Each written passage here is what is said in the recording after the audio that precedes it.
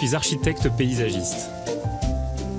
Je vous invite à un voyage dans l'art des jardins, à la rencontre de ceux qui les font vivre, les étudient et les imaginent.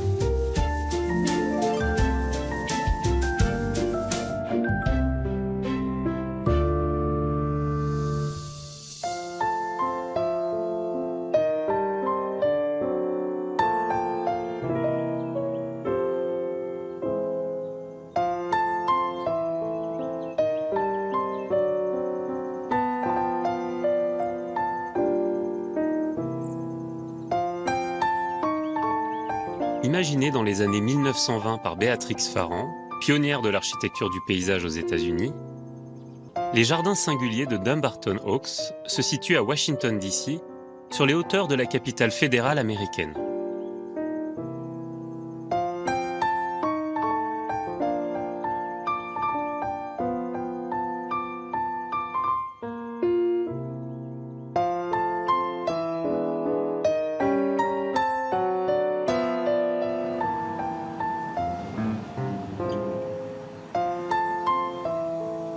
Le jardin est implanté à Georgetown, un quartier de belles demeures individuelles.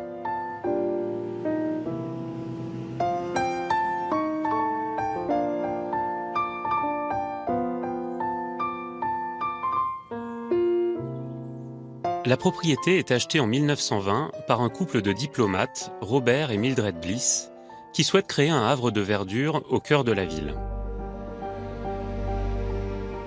Aujourd'hui ouverts au public, les jardins sont la propriété de l'université de Harvard. À flanc de colline, ils sont organisés en terrasse pour épouser la topographie des lieux.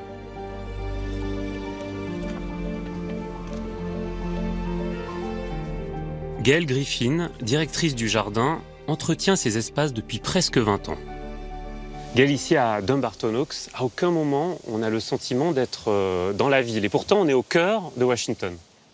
Effectivement, nous sommes entourés par la ville. Si on regarde au-delà des arbres, on peut apercevoir plusieurs bâtiments du nord-est de Washington. Mais c'est si calme ici. C'est ce que recherchait Béatrix Farrand quand elle a conçu le jardin. Créer une résidence de campagne au cœur de la ville. Et Gail, c'est cette forêt épaisse qu'on voit ici qui permet de protéger le jardin de la ville. Oui, tout à fait. Sur les 6 hectares et demi, nous avons près de 1400 arbres. De nombreux chênes, mais aussi des érables, des hêtres, des arbres fruitiers.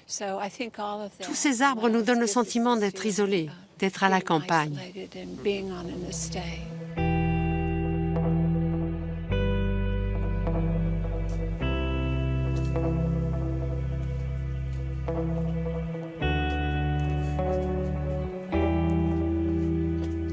Gail, comment Béatrix Farrand va-t-elle connecter chacune de ces terrasses? Comment vont-elles dialoguer les unes avec les autres? Elle les relie grâce au chemin, aux matériaux de construction des murs, à la sensation de mouvement en arrivant jusqu'ici et en permettant d'apercevoir cette terrasse au-dessus et de voir celle du dessous.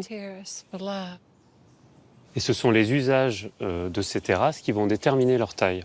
Je pense que dans la plupart des cas, les proportions ont été pensées pour s'adapter à l'inclinaison, pour une progression le long de la pente. Par exemple, l'urne terrasse est censée être l'antichambre du rose garden, pour observer les roses depuis le dessus. J'ai toujours pensé que le rose garden ressemblait à une salle de bal. Quand les roses sont en pleine floraison, on dirait des danseuses. Quand Farrand a dessiné le jardin, le sycomore était déjà là. Toujours très attractif, il nous attire vers le bas du jardin. Les ornements en forme de pommes de pin qui marquent les portails, tous ces éléments servent à avoir un aperçu des jardins qui se trouvent au-delà. C'est vraiment Béatrix Farrand qui nous guide dans le jardin.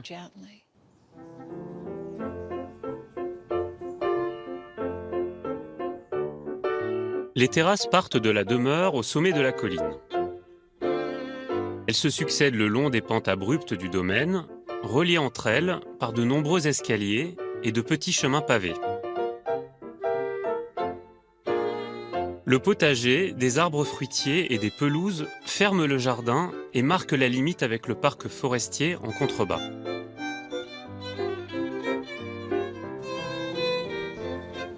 Dans leur volonté de créer un lieu exceptionnel, les propriétaires vont permettre à Béatrix Farrand d'exprimer sa vision personnelle des jardins dans une discipline tout à fait nouvelle à l'époque aux États-Unis. Dumbarton Oaks offre l'exemple le mieux conservé du travail de la paysagiste. James Carder est historien de l'art à l'université de Harvard. James, les origines de Dumbarton Oaks sont liées à un nouvel état d'esprit aux États-Unis qui est assez marqué au niveau des classes aristocratiques. Oui, c'est vrai. Les Bliss venaient d'une classe sociale aisée. Beaucoup de leurs amis possédaient des résidences de campagne en dehors de la ville. Et c'est ce qu'ils voulaient. Ils vivaient vraiment de façon isolée, comme s'ils étaient dans le Sussex ou quelque part dans la périphérie de Londres, en Angleterre. La mode était alors d'avoir un manoir entouré de jardins formels, mais aussi plus utilitaires, comme un potager ou un jardin pour fleurir la maison, ce genre de choses que Dumbarton Oaks possède. Comment Béatrix Farrand va-t-elle répondre à cette demande? Béatrix Farrand, une des premières femmes architectes paysagistes, venait d'une riche famille. Elle a étudié les plantes à l'Arnold Arboretum de Harvard, avec des spécialistes de la botanique. Elle a aussi voyagé en Europe, où elle a été très attentive au jardin là-bas, collectionnant des photos, réalisant des croquis, ce genre de choses. Elle rapporta toute cette connaissance à Dumbarton Oaks et dans ses échanges avec Mildred Bliss. Cette dernière semblait tout à fait d'accord pour penser que le modèle franco-italien et les plantes qui poussaient dans ce climat étaient ce dont Dumbarton Oaks avait besoin.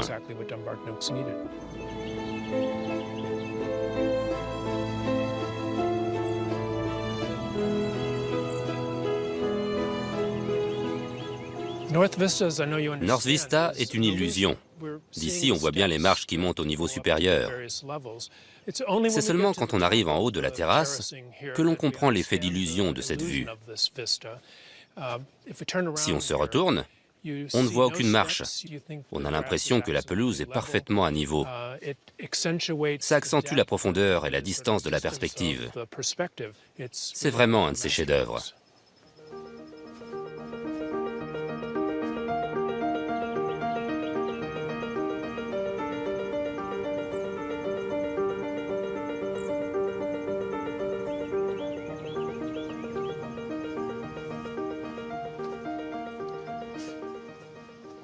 James, on voit bien ici comment Béatrix Farrand va utiliser les persistants, ici les buis taillés en nuages, pour structurer son jardin.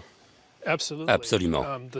La structure de cette allée de buis serait complètement différente si les feuilles tombaient en hiver et qu'il ne restait que des branches nues de chaque côté. Farrand a utilisé une grande majorité de plantes persistantes pour structurer le jardin.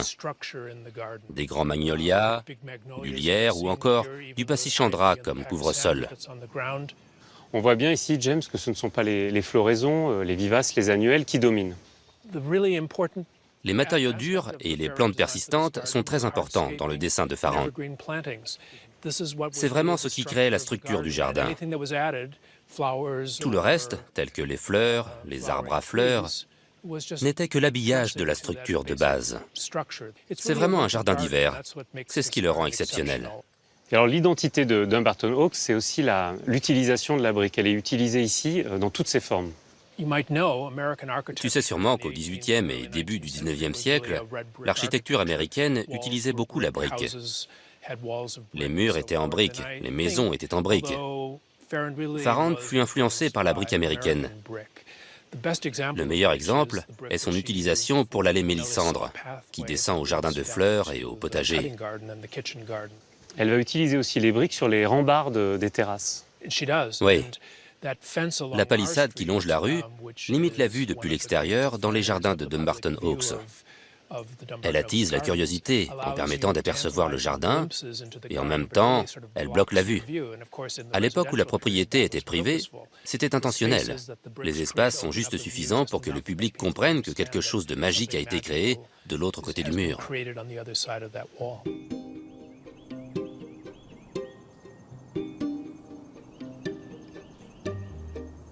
Béatrix Farrand dessine et choisit d'installer dans le jardin du mobilier et des objets décoratifs. On les découvre au détour d'un sentier ou au bout d'une terrasse. Des bancs sont disposés pour permettre aux visiteurs d'admirer la vue. Un trompe-l'œil cache le bout d'un chemin. Un vase attire le regard. Tous ces objets sont autant de surprises qui invitent à la découverte des lieux.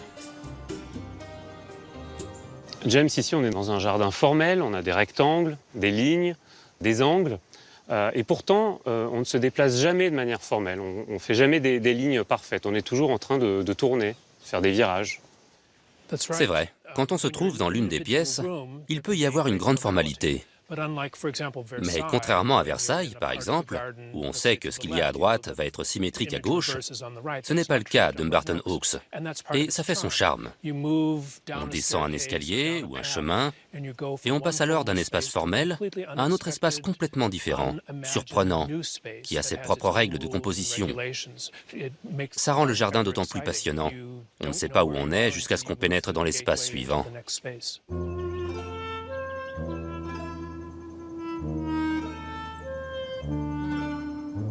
Dumbarton Oaks est un jardin imaginé par deux femmes. Pendant près de 30 ans, Béatrix Farrand et Mildred Bliss travaillent en étroite collaboration. Mildred Bliss voyageait beaucoup. En 1922, débute une correspondance dans laquelle les deux femmes vont échanger leurs idées afin de donner naissance au jardin.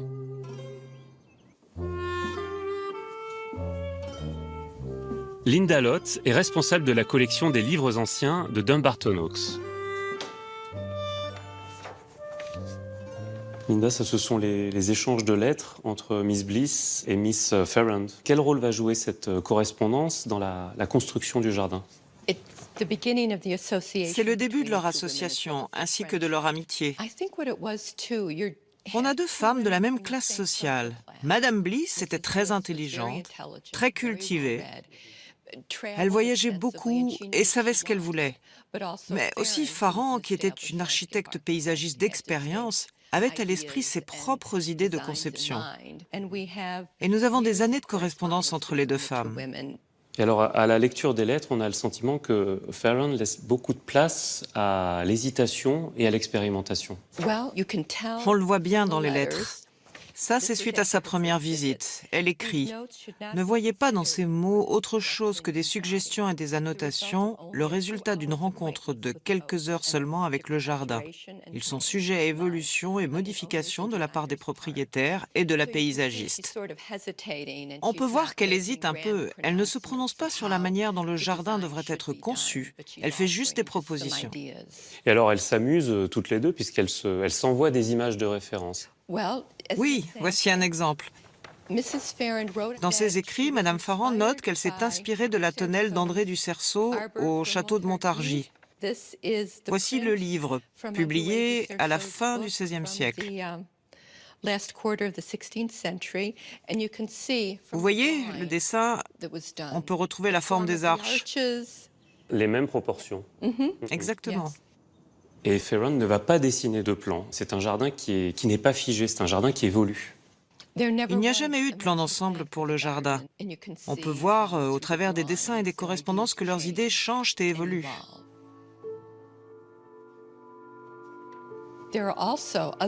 Il y a aussi d'autres livres qui ont probablement servi de modèle pour le jardin.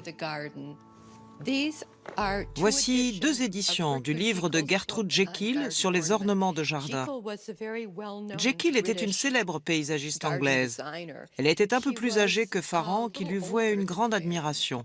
Elle a beaucoup influencé le travail de Farrand. Ces deux livres contiennent des images, des photographies de la campagne que Jekyll avait compilées. Et je pense vraiment que Farrand avait suggéré à Madame Bliss de l'utiliser comme ouvrage de référence. Une réalisation intéressante, ce sont les toits dans le potager. Elles ont copié le toit en ogive du château de Meurceley dans le livre de Jekyll. La texture, la forme, les lignes, les proportions sont très similaires.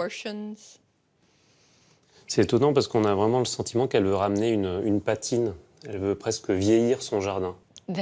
Oui, en donnant à Dumbarton Oaks une apparence plus ancienne que la réalité.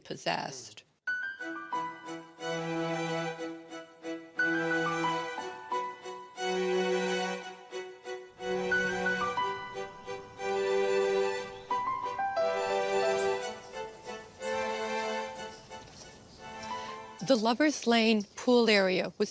Lovers Lane Pool est décrit par Farran comme inspiré du Bosco Parazio, de l'Académie des Arcades à Rome.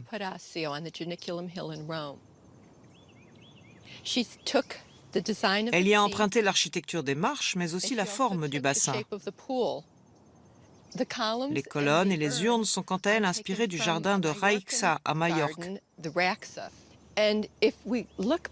Et si l'on se retourne vers la statue,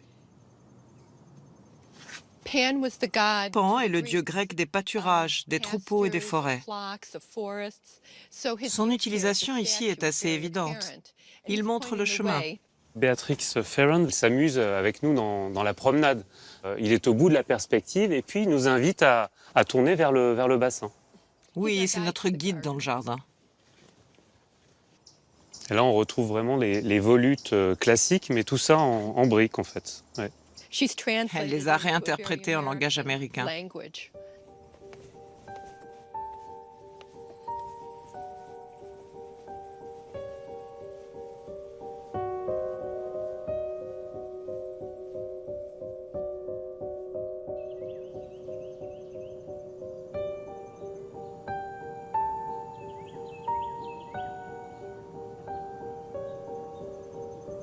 En contrebas du jardin, le parc forestier de Dumbarton Oaks constitue la partie plus sauvage de la propriété. Aménagé par Beatrix Farran, il sert de contrepoint naturaliste au dessin plus complexe des jardins supérieurs.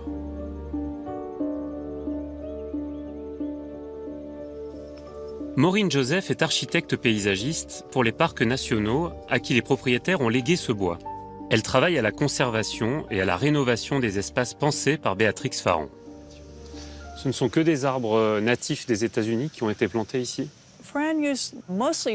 Farran a utilisé principalement des espèces natives. Elle a planté des tsugas un peu plus haut là-bas. On a aussi des cornouillers natifs et il y a aussi un oranger des Osages. Il a un fruit très particulier. C'est un arbre natif des États-Unis, mais pas de cette région. Il est originaire du Midwest, de l'Oklahoma, du Kansas et du Texas. Ce fruit est utilisé pour faire des arrangements floraux. On s'en sert comme objet décoratif dans les bouquets de fleurs. Mais si ça te tombe sur la tête, ça peut faire très mal aussi. Ça peut être dangereux car ce fruit est assez lourd. Ça fait probablement 1 livre ou peut-être même 1 kilo. Ça, c'est un arbre qui est de la même famille que notre mûrier en Europe, mais qui ne fait pas du tout les mêmes fruits.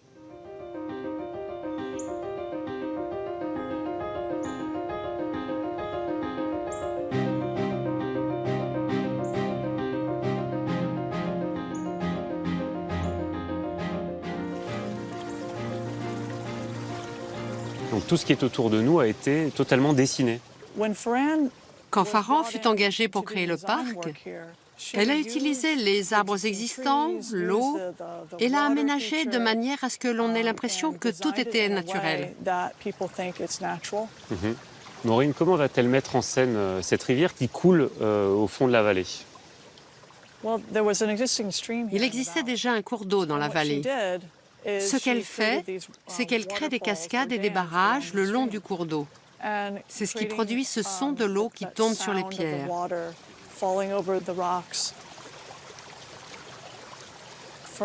Farran a pu créer cette incroyable oasis au cœur de la ville.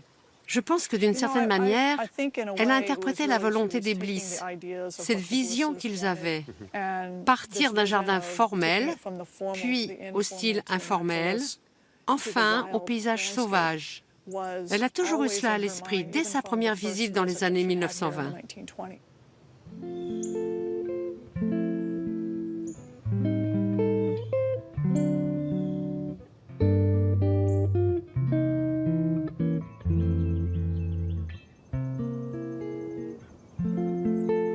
la lisière du bois, on trouve le jardin potager. À l'époque des Bliss, il contribue à l'approvisionnement des cuisines. Par la suite, devenu trop cher en personnel, il est remplacé par un jardin ornemental. Récemment, pour rendre hommage à l'histoire de Dumbarton Oaks, on a à nouveau installé un potager.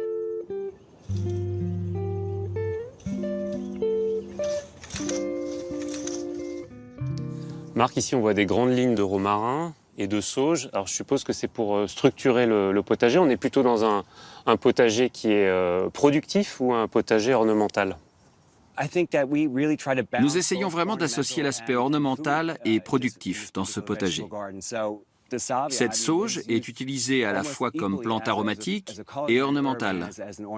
Le chou calé, par exemple, est un excellent légume, mais il est aussi très décoratif. Il a une belle forme et une bonne texture. Ça, c'est un chou qu'on ne connaît pas en Europe, en tout cas qu'on n'utilise pas comme vous l'utilisez ici aux États-Unis. Il est cultivé dans tout le pays, particulièrement dans le sud, et ici aussi. Il est très bon. Traditionnellement, on le mange à Thanksgiving, et récemment, il est devenu populaire comme ornement. Depuis quelques années, il est utilisé dans les jardins pour ses qualités esthétiques et alimentaires. Et Marc, du coup, toute cette diversité va bénéficier autant au potager qu'au reste du jardin. Ce que j'aime particulièrement dans ce potager, c'est que depuis qu'on a mélangé différents types de plantes, des herbacées, des plantes ligneuses, nous avons créé un mini-écosystème. Il héberge un grand nombre d'insectes pollinisateurs. Et bien sûr, ça a un impact sur le jardin dans son ensemble. Vous êtes vraiment chanceux parce que vous avez finalement un écrin, une sorte de décor extraordinaire, conçu par Béatrix Farrand, qui entoure le potager. Oui, tu as raison. On se sent vraiment dans une enceinte ici. À l'origine, je pense que Farrand voulait qu'il fasse partie de l'ensemble. Je pense que ça a toujours été un endroit particulier, une partie intégrante du jardin, mais quand même à l'écart. L'orientation est bonne, le terrain est plat et dégagé, c'est un formidable terrain de jeu. Donc c'est un jardin contemporain, contenu dans un jardin historique. Oui, c'est vraiment un lieu unique, où se mélange l'histoire d'un jardin potager traditionnel avec une vision moderne du potager. Je pense que Mildred Bliss et Béatrix Farrand auraient aimé ça et auraient réalisé qu'un jardin évolue sans cesse, dans différentes directions. Et pour autant, je trouve qu'on respecte l'histoire.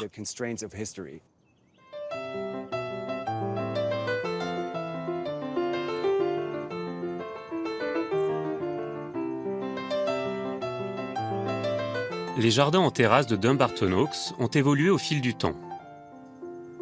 Après le départ de Béatrix Farrand, dans les années 1940, Ruth Avey, une élève de la paysagiste, va redessiner certains espaces et va insuffler un esprit encore plus baroque et décoratif au jardin. L'une des terrasses a été recouverte de petits galets importés du Mexique.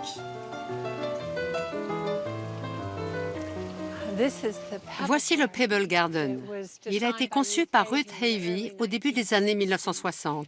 C'est à peu près à la période où Robert Bliss est mort.